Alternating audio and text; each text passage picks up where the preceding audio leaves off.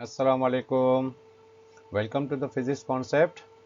आज जिस टॉपिक को हमने डिस्कस करना है वो है simple harmonic motion in uniform circular motion.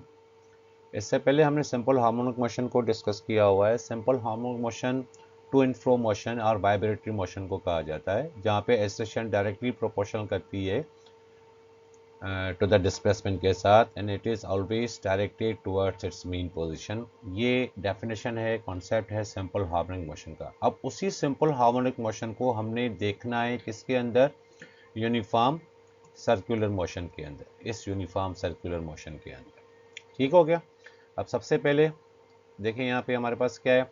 Late a mass M attached with the end of a vertical suspended spring vibrate simple harmonically with time period t, frequency f and amplitude x naught।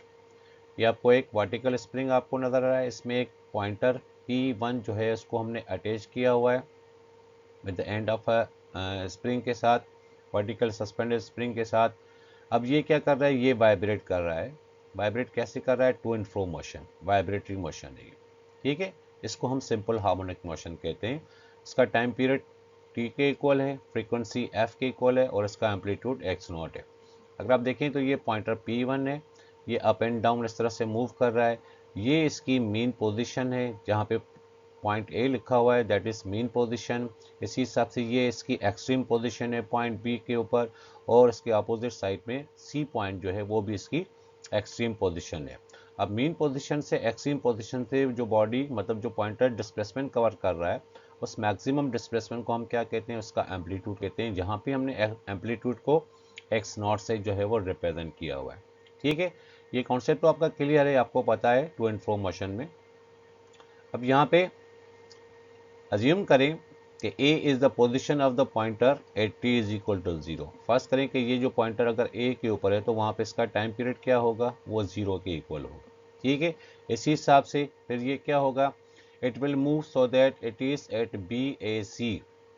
ये यहाँ से B, A और C की तरफ चला जाएगा and back to A, और फिर C से वापस बैक A की तरफ होगा। ठीक है, एट इंस्टेंट, इस लम्हे में पॉइंट ए से लेके बी तक या बी से लेके ए तक, फिर ए से लेके सी तक या सी से लेके ए तक। ठीक है, तो यहाँ पे एट एनी इंस्टेंट T/4, मतलब हर एक का जो टाइम पीरियड होगा यहाँ पे, अगर ए से लेके बी तक हम देखें तो ये इसका टाइम पीरियड किसके इक्वल होगा, T/4 के इक्वल होगा। ये देखें पॉइंट ए से लेके पॉइंट बी तक टाइम पीरियड कितना है, T/4 है। फिर पॉइंट बी से लेके ए तक जब जाएगा तो फिर T/4 और हो जाएगा। फिर पॉइंट ए से लेके पॉइंट सी तक जब जाएगा तो T/4 और होगा। फिर पॉइंट सी से लेके ए तक जाएगा तो ये क्योंकि स्टार्टिंग मेन पोजीशन से की गई थी, पॉइंट ए से की गई थी, A to B, B to A to C, then C to A. तो इसी हिसाब से हर एक ऑसिलेशन का, हर एक वाइब्रेशन का जो टाइम पीरियड है वो T/4 है। इसको अगर हम टोटल करें, ऐड करें आपस में, तो वो किसकी इक्वल हो जाएगा, वो टी के इक्वल हो जाएगा, जो उसका टाइम पीरियड लगेगा, क्योंकि इसकी ये वन ऑसिलेशन जो है वो कंप्लीट होगी। This will complete one cycle of the vibration with amplitude of vibration being X is equal to A B is equal to A C, क्योंकि ए बी इक्वल है ए सी के, जो इसका एम्पलीट्यूड है, क्योंकि ए से लेके बी तक भी एम्पलीट्यूड एक्स नॉट के इक्वल है, और ए से लेके सी तक जो इसका एम्पलीट्यूड है वो भी एक्स नॉट के इक्वल है। अब यहाँ पे जो टाइम पीरियड लिखा हुआ है इंस्टेंट T/4, ए का टाइम पीरियड T/4 और बी से लेके ए तक टाइम पीरियड T/4। अगर T/4 को प्लस करें तो आपके पास रिजल्ट क्या आ जाएगा, T/2 आ जाएगा। फिर बी से लेके जब सी तक जाएगा तो ये क्या हो जाएगा, 3T/4 हो जाएगा। और T/4 का यहाँ पे आप टाइम पीरियड भी T/4 है, यहाँ पे भी इन दोनों को प्लस करेंगे तो ये T/2 हो जाएगा, इसका भी T/2 हो जाएगा। अब T/2 प्लस T/2 करेंगे तो आपके पास क्या आ जाएगा, एक T आ जाएगी, that is the time period. ठीक है, तो उसका एम्पलीट्यूड भी हमने देखा कि A और B A और C इक्वल है किसके, एक्स नॉट के, क्योंकि जितना एम्पलीट्यूड यहाँ पे है उतना ही एम्पलीट्यूड इसका यहाँ पे भी। तो ये आपका जो मोशन है वर्टिकल स्प्रिंग में, ये सिंपल हार्मोनिक मोशन है। अब इसी सिंपल हार्मोनिक मोशन को हमने देखना है किसके अंदर, यूनिफॉर्म सर्कुलर मोशन के अंदर। अब इस कॉन्सेप्ट को देखते हैं, क्या वाकई यूनिफॉर्म सर्कुलर मोशन जो है वो सिंपल हार्मोनिक मोशन है। या कोई और चीज़ है। चेक करने के बाद हमें पता चलेगा, डिस्कस करने के बाद हमें पता चलेगा। देखते हैं, चलें। तो यहाँ पे हमारे पास क्या है, the concept of circular motion, a point P moving on a circle of radius x not. अब यहाँ पे हम एक सर्किल बनाएंगे, सर्किल में एक पॉइंट पी होगा जो उस सर्कुलर पाथ में जो है वो इस तरह से मूव करता हुआ आपको नजर आएगा। ठीक है। ये देखिए, ये क्या है, ये एक पॉइंट पी है जो इस सर्कुलर पाथ में मूव करता नजर आ रहा है, मतलब एंगुलर वेलोसिटी के साथ ये मूव कर रहा है, क्योंकि इसका जो एंगुलर वेलोसिटी होती है वो क्या होती है, वो कांस्टेंट एंगुलर वेलोसिटी होती है। अब एक दूसरा सर्किल बनाते हैं, उसमें भी यही कंडीशंस यहाँ पे रखते हैं। ये एंगल थीटा, पार्टिकल पी ये मूव कर रहा है सर्कुलर पाथ में। इस हिसाब से ये इसकी पोजीशन O1 है, क्योंकि ये मीन पोजीशन कहलाएगी, that is position, mean position A है, तो यहाँ पे इस डायमीटर के ऊपर ये O1 जो है इसकी मीन पोजीशन। इसका डायमीटर ये भी आपको नज़र आ रहा है, जिसको हमने नाम दिया हुआ है D और E का। ठीक है, अब D और E जो है एक वर्टिकल डायमीटर है, मतलब इस तरह से सर्किल का डायमीटर आपको नज़र आ रहा है। ये चीज़ वही आपको बी और सी के हिसाब से भी नज़र आ रहा है। ठीक है, अब ये जो पार्टिकल इस तरह से मूव कर रहा है, इस हिसाब से जब मूव करेगा, एन यहाँ पे किस चीज़ को रिप्रेजेंट कर रहा है, जो एन यहाँ पे हमने लिखा है, ये एन इसका प्रोजेक्शन है, क्योंकि ये पार्टिकल पी यहाँ से स्टार्ट होगा, ये इसका रेडियस कहलाएगा, जिसको हमने एक्स नॉट से रिप्रेजेंट किया हुआ है। इसके दरमियान एंगल O1 के दरमियान एंगल जो है वो थीटा को रिप्रेजेंट कर रही है। एक्स नॉट क्या है, ये इसका एम्पलीट्यूड है। ठीक है, अब ये जो ऐसे मूव करेगा तो ये इसके साथ कनेक्ट होता है, इसकी प्रोजेक्शन के साथ इस तरह से कनेक्ट होता है। तो जैसे जैसे ये मूव करता हुआ आएगा, ये अगर इस साइड पे भी चला जाएगा तो इस हिसाब से इसका प्रोजेक्शन जो मूव करेगा, जो एन मूव करेगा, वो डी और ई के दरमियान ही मूव करेगा। ठीक है, ये एन जो है वो आपका प्रोजेक्शन को रिप्रेजेंट कर रहा है, इस पार्टिकल पी के प्रोजेक्शन को रिप्रेजेंट कर रहा है। अब देखें यहाँ पे, ये देखें, ये पार्टिकल पी है, अगर ये इस तरह से मूव कर रहा है तो इसका प्रोजेक्शन आप देखें कि ये डायमीटर के ऊपर जो है वो अप एंड डाउन करता हुआ आपको नज़र आ रहा है।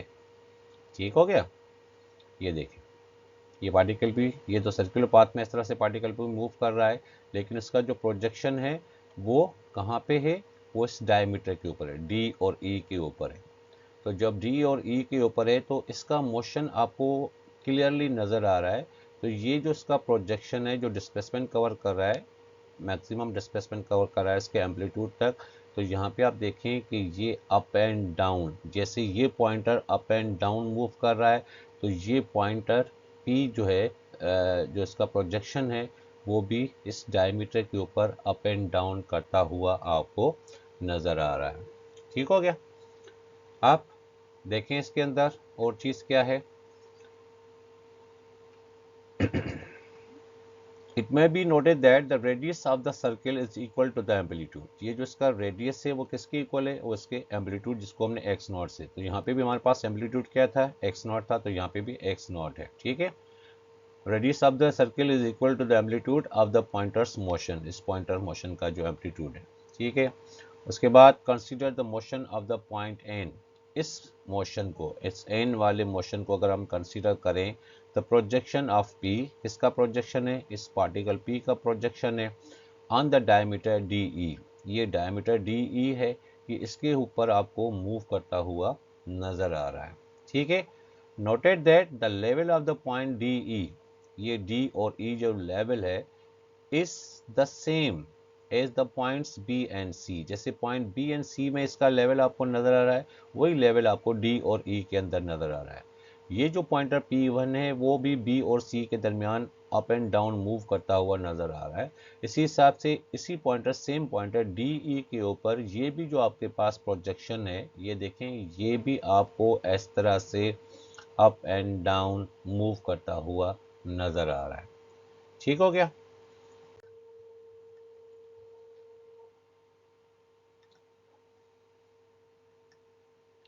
अब देखें इसके अंदर, S P describe uniform circular motion, क्योंकि पार्टिकल पी के ऊपर क्या है, यूनिफॉर्म सर्कुलर मोशन है, with constant angular speed omega, जिसको हम ओमेगा से डिनोट करते हैं, N oscillates to and fro, N जो है वो ऑसिलेट कर रहा है। कैसे ऑसिलेट कर रहा है? To and fro motion. ये देखें, ये वर्टिकल स्प्रिंग है, ये इसका पॉइंटर है। ये आपको कैसे नज़र आ रहा है? जैसे इसका मोशन है टू एंड फ्रो, तो ये जो पार्टिकल पी आपको मूव करता हुआ नज़र आ रहा है, तो उसका मोशन भी इसके जैसा ही है। इसका मतलब है इसको हम रेप्लिका कह सकते हैं, इसकी कॉपी कह सकते हैं। तो N oscillates to and fro on the diameter. ये डायमीटर के ऊपर ये आपको मूव करता हुआ नजर आ रहा है, D E with time period T के साथ। A comparison of the motion of N, N का जो मोशन है, इस एन का जो मोशन है with that of pointers P1, ये पॉइंटर्स P1 का मोशन, ये मोशन भी आपको इस तरह से अप एंड डाउन करता हुआ नजर आ रहा है। तो इन एन प्रोजेक्शन का जो मोशन है वो भी आपको इस तरह से अप एंड डाउन मूव करता हुआ, shows that it is the replica of the pointer's motion। इस पॉइंटर्स का मोशन जो है, मतलब इसका जो मोशन है वो भी सर्कुलर मोशन के ऊपर, इस प्रोजेक्शन के ऊपर, एन के ऊपर आपको रेप्लिका के तौर पर, इसकी कॉपी के तौर पे आपको नज़र आ रहा है कि ये जैसे ये आपको परफॉर्म कर रहा है, ये to and fro motion perform कर रहा है, तो इस सर्कुलर मोशन के अंदर ये भी चीज़ वैसे ही आपको परफॉर्म करती हुई नज़र आ रही है। तो इस सूरत में कह सकते हैं कि ये इसका रेप्लिका हो सकता है, इस वाइब्रेटरी मोशन का, इस मास स्प्रिंग सिस्टम का, वर्टिकल मास स्प्रिंग का सर्कुलर मोशन के अंदर ये इसका रेप्लिका है। लेकिन हम इसको नहीं कह सकते कि ये सिंपल हार्मोनिक मोशन है। ये इसका रेप्लिका हो सकता है सर्कुलर मोशन, जो इसका प्रोजेक्शन है वो अप एंड डाउन ऐसे ही नज़र आ रहा है जैसे ये pointer P up and down आपको मूव करता हुआ नज़र आ रहा है। ठीक हो गया? तो ये कॉन्सेप्ट था आपका कि सिंपल हार्मोनिक मोशन जो है वो इन यूनिफॉर्म सर्कुलर, वही चीज रेप्लिका के तौर पे, कॉपी के तौर पे आपको उसके अंदर नजर आ रही है, सर्कुलर मोशन के अंदर नजर आ रही है। अब आते हैं इसके नेक्स्ट टॉपिक के ऊपर, दैट इज इंस्टेंटेनियस डिस्प्लेसमेंट। अब इंस्टेंटेनियस डिस्प्लेसमेंट कैसे होगा, कहाँ पे होगा, कैसे हमें पता चलेगा? तो इसकी एक डेरिवेशन है, इसको ध्यान से जब आप देखेंगे तो आपको ये चीज़ अच्छी तरह से क्लियर हो जाएगी। ठीक है, अब स्टार्ट करते हैं। The time t is equal to 0 from the instant when p is passing through O1। This is the point O1। O1 क्या है? ये इसका डायमीटर है, ये इनिशियल पोजीशन है जो आपने मेन पोजीशन वहाँ पे देखी, जहाँ पे पोजीशन A था। तो ये A की तरह O1 है, तो यहाँ पे इसका टाइम है जब ये पॉइंटर जो है P जो है यहाँ से मूव करता हुआ ऐसे आएगा, तो यहाँ पे टाइम आपका क्या होगा? टाइम इज इक्वल टू 0 होगा। अब यहाँ से लेके यहाँ तक जब ये चला जाएगा तो यहाँ पे इसको कुछ टाइम तो लगेगा। ठीक है, अब आप देखें कि यहाँ पे the angle which the radius OP, O से लेके P तक क्या है? ये रेडियस है जिसको हमने x0 से रिप्रेजेंट किया है। स्वीप्स आउट, ये यहाँ से स्वीप्स आउट हो गया in time t, that is triangle आपको नजर आ रहा है। वो ट्रायंगल क्या है? O1 O और ये P, एक ट्रायंगल आपको यहाँ पे नजर आ रहा है जिसको हमने थीटा से रिप्रेजेंट किया है, दैट इज थीटा एंगल को रिप्रेजेंट कर रहा है। यहाँ पे थीटा जो है वो रिप्रेजेंट करती है एंगुलर डिस्प्लेसमेंट को, और angular displacement theta, angular displacement is equal to किसकी होती है? ओमेगा टी के। ओमेगा क्या है? एंगुलर वेलोसिटी है, और टी क्या है? इसका टाइम पीरियड है। अगर यहाँ से ओमेगा एंगुलर वेलोसिटी हम मालूम करें तो omega is equal to theta के इक्वल होगा, टी मल्टीप्लाई में डिवाइड में आ जाएगा। तो फिर एंगुलर वेलोसिटी क्या हो गई? डिस्प्लेसमेंट अपॉन टाइम हो गया, क्योंकि एंगुलर डिस्प्लेसमेंट, क्योंकि बॉडी सर्कुलर पाथ में मूव कर रही है तो जाहिर सी बात है उसका डिस्प्लेसमेंट एंगुलर डिस्प्लेसमेंट कहलाता है, और इसकी वेलोसिटी एंगुलर वेलोसिटी कहलाती है। तो omega is equal to theta upon t हो जाएगा। तो ये फार्मूला हो जाएगा किसका? एंगुलर वेलोसिटी का। ठीक है, अब यहाँ पे हमने क्या करना है? एक ट्राइंगल को यहाँ पे हमने कंसिडर करना है। नाउ द डिस्प्लेसमेंट एक्स, अब देखें ओ एन, एन क्या है? ये प्रोजेक्शन है इसकी, ये पार्टिकल पी की प्रोजेक्शन है। अब ये एन जो है, आपने पिछली फिगर में देखा कि ये एन जो है, ये उसका प्रोजेक्शन जो है वो इस तरह से आपको मूव करता हुआ नजर आ रहा था, इस डायमीटर के ऊपर डी के ऊपर वो इस तरह से मूव करता हुआ नजर आ रहा था। अब ये मेन पोजीशन से जिस तरह से ये पॉइंटर अपना प्रोजेक्शन ऊपर जाएगा तो ये इसका डिस्प्लेसमेंट कहलाएगा, अब नीचे जाएगा तो वो भी इसका डिस्प्लेसमेंट कहलाएगा। The displacement x of n, this is displacement x of n at the instant t will be. तो यहाँ पे हम क्या करेंगे? यहाँ पे कंसिडर करेंगे एक ट्राइंगल को, और ट्राइंगल ये वाला triangle O N P, O N P, इस ट्राइंगल को हमने यहाँ पे बाहर करके बना हुआ है ओ एन पी, वहाँ पे एंगल थीटा है, यहाँ पे एंगल थीटा है, यहाँ पे आप देखें इसका डिस्प्लेसमेंट एक्स है और यहाँ पे इसका रेडियस जो है वो एक्स नॉट है, जिसको हमने एम्पलीट्यूड का नाम दिया हुआ है। Now the consider triangle O N P, that is O N P वही ट्रायंगल है जो सर्किल के अंदर है, उसको हमने बार करके बना दिया है। ठीक है, अब यहाँ पे एंगल बन रही है थीटा, यहाँ पे हमने शो किया हुआ है थीटा को। अब आप देखें कि जहाँ पे एंगल होती है थीटा तो वो इसका बेस कहलाता है, लेकिन आप देखें कि ये इसका परपेंडिकुलर है और ये इसका हाइपोटेन्यूज है। अगर आप बेस पे देखें तो हमारे पास कोई यहाँ पे नाम नहीं लिखा हुआ, ठीक है, लेकिन परपेंडिकुलर के ऊपर हमारे पास x है और हाइपोटेन्यूज के ऊपर हमारे पास x नॉट है। अब परपेंडिकुलर अपॉन हाइपोटेन्यूज रेशो हो गया, परपेंडिकुलर अपॉन हाइपोटेन्यूज, तो ये रिप्रेजेंट करता है ट्रिग्नोमेट्रिक रेशो साइन थीटा को, क्योंकि बेस तो हमारे पास है ही नहीं। तो यहाँ पे साइन थीटा किसके इक्वल है, परपेंडिकुलर अपॉन हाइपोटेन्यूज के, therefore sine theta is equal to, तो परपेंडिकुलर आपके पास क्या है, ओ एन है, और हाइपोटेन्यूज पे आपके पास क्या है, ओ पी है। तो यहाँ पे लिखेंगे sine theta is equal to O N upon O P is equal to, फिर ओ एन जो है वो किस चीज़ को रिप्रेजेंट कर रहा है, इसके डिस्प्लेसमेंट जहाँ पे प्रोजेक्शन था वो डिस्प्लेसमेंट एक्स को रिप्रेजेंट कर रहा है, और हाइपोटेन्यूज आपका किसके इक्वल है, एक्स नॉट की इक्वल है। तो यहाँ पे साइन थीटा किसके इक्वल हो गया, sine theta is equal to x upon x not की। एक्स क्योंकि डिस्प्लेसमेंट को रिप्रेजेंट कर रहा है, हमें भी इंस्टेंटेनियस डिस्प्लेसमेंट मालूम करना है, तो x को बाहर निकालेंगे, then x is equal to किसके इक्वल है, साइन थीटा के, जो चीज़ डिवाइड में है x नॉट जो उसका एम्पलीट्यूड है, इज इक्वल तरफ क्या हो जाएगा, ये मल्टीप्लाई हो जाएगा। तो फार्मूला आपके पास क्या आ जाएगा, x is equal to x not sine theta. ये फार्मूला किसका फार्मूला है, ये एंगुलर डिस्प्लेसमेंट का। ये डेरिवेशन के बाद हमें एंगुलर डिस्प्लेसमेंट का फार्मूला हमारे पास आ गया, that is x is equal to x not into sine theta. x displacement को रिप्रेजेंट कर रहा है, एक्स नॉट इसका क्या है, ये इसका एम्पलीट्यूड कहलाएगा, क्योंकि ये इसका एम्पलीट्यूड है जो मैक्सिमम डिस्प्लेसमेंट कवर करेगा। एक्स नॉट इंटू एंगल इसके साथ क्या होगी, साइन थीटा होगी। अब एक्स जो है, जो डिस्प्लेसमेंट जो है वो डिपेंड्स करता है किसके ऊपर, साइन थीटा के ऊपर। आगे जाके हम इस चीज़ को देखेंगे कि वाकई एक्स जो है क्या वो डिपेंड करता है, डिस्प्लेसमेंट जो है एक्स, क्योंकि एक्स डिस्प्लेसमेंट है वो डिपेंड करता है किसके ऊपर, साइन थीटा के ऊपर। तो चले देखते हैं इसको भी कि किस तरह से वो इसके ऊपर डिपेंड करता है। Same the time t o 0 from the instant when p is passing through O1। अब यहाँ पे देखें ये हमारे पास वही सर्किल है, सर्किल वाला ये वाली पोजीशन जो होती है, यहाँ पे जो एंगल होती है वो 0 डिग्री होती है, इसके बिल्कुल परपेंडिकुलर पे यहाँ पे एंगल क्या होगी 90, फिर इसके अपोजिट में यहाँ पे एंगल क्या होगी, फिर इस हिसाब से चेक करते जाएं, 90 हो गया, 180 डिग्री हो जाए, फिर यहाँ पे 270 हो जाएगा, और कंप्लीट सर्किल जब चक्कर लगाएगा एक तो 360 डिग्री के इक्वल हो जाएगा। ठीक है, एंगल का आपको पता चल गया, यहाँ पे 0 हो गया, 90 हो गया, 180 हो गया, 270 डिग्री, और यहाँ पे फिर एक चक्कर जैसे ही कंप्लीट होता है सर्कमफेरेंस का तो वो 360 डिग्री के इक्वल होता है। ठीक हो गया। अब आप देखते हैं, तो सबसे पहले अगर इस पार्टिकल P को हम देखें कहाँ पे, O1 पे, जहाँ पे एंगल जो है थीटा जो है वो 0 डिग्री है। तो यहाँ पे अगर theta is equal to 0 degree है तो डिस्प्लेसमेंट का फार्मूला हमारे पास, इंस्टेंटेनियस डिस्प्लेसमेंट का फार्मूला हमारे पास क्या है, x is equal to x not sine theta. तो थीटा यहाँ पे आपके पास क्या है, 0 डिग्री है। We know that sine 0 degree किसके इक्वल होता है, 0 के, तो 0 मल्टीप्लाई बाय दिस क्या हो जाएगा, 0 होगा। तो यहाँ पे डिस्प्लेसमेंट आपके पास क्या रहेगा, 0 रहेगा। ठीक है।